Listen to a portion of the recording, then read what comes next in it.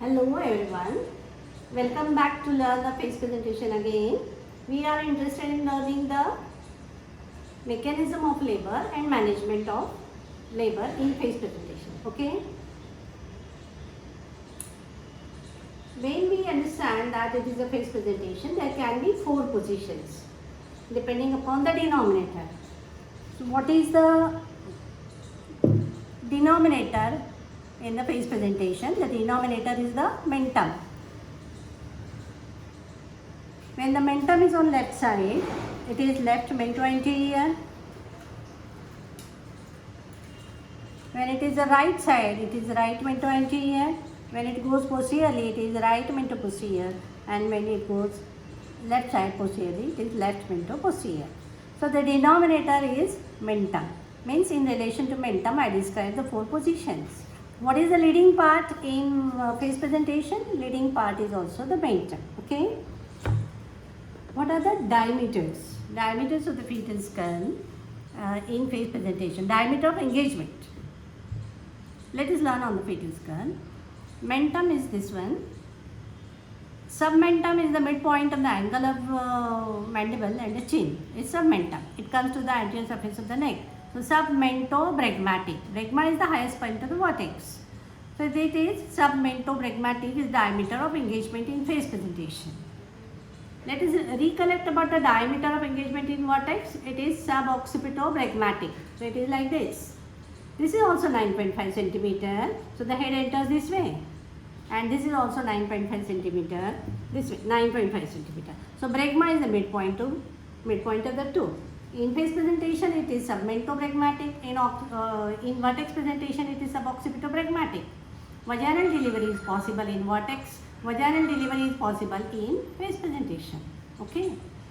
Now, according to the diameter of engagement, the delivery occurs. So, what is the mechanism of labor in face presentation?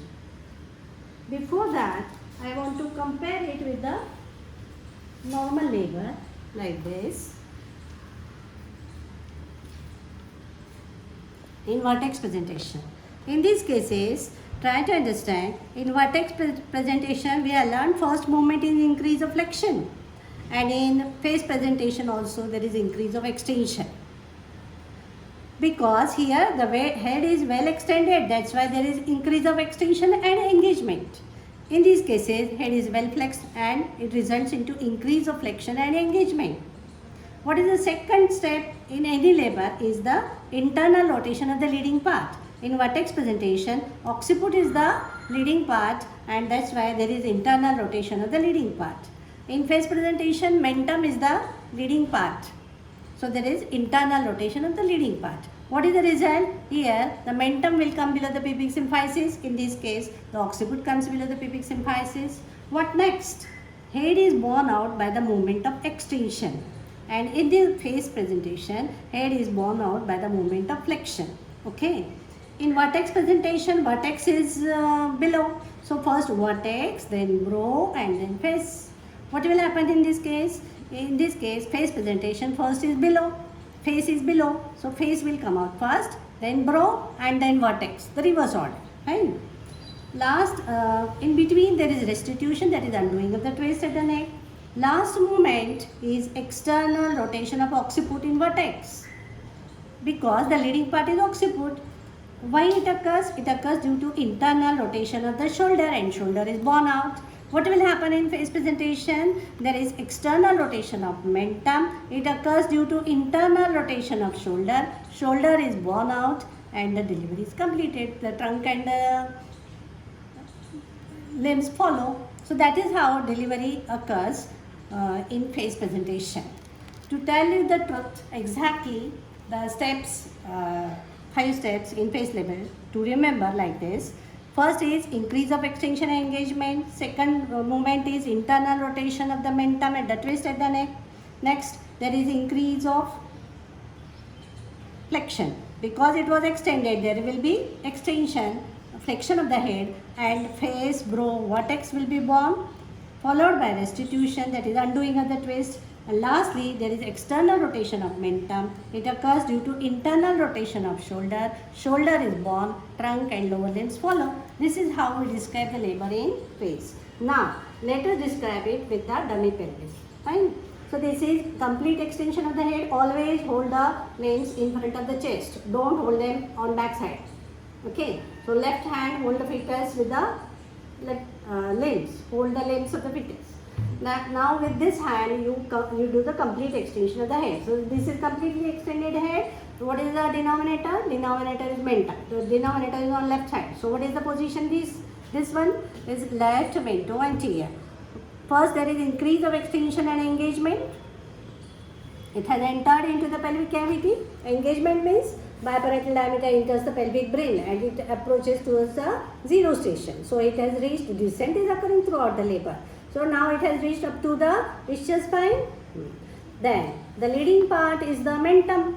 So on the pelvic floor, the leading part touches, means mentum touches the pelvic floor. It comes below the pubic symphysis. So this is how it will touch and comes below the pubic symphysis. The mentum is below the pubic symphysis, but there is a twist at the neck. What is the next step now? The head is borne by the movement of flexion. Means what? First face, then brow, and then vertex. This movement is flexion. So well extended head, the head is borne out by the movement of flexion, ulta, reverse. Right? Because the direction of the pelvic canal is downward, horizontal, forward. So it has to come out this way only. Now once the head gets borne out, the undoing of the twist is there. That is known as restitution. Next is, there is external rotation of the mentum. Means mentum goes away from the midline. It occurs due to internal rotation of shoulder. This is the shoulder, anterior shoulder here. It gets rotated towards the midline. I say there is external rotation of mentum. It occurs due to internal rotation of the shoulder. Shoulder is borne out, trunk and lower limbs follow. This is how you should describe the labor in cases of face presentation. Now what about persistent mento-posterior position? When it is posteriorly placed, it enters into the oblique diameter. Somehow this neck of the fetus gets stuck into the sacral hollow and it becomes persistent mento-posterior position, because this is the lot of space is there and the neck follows the head because it is extended.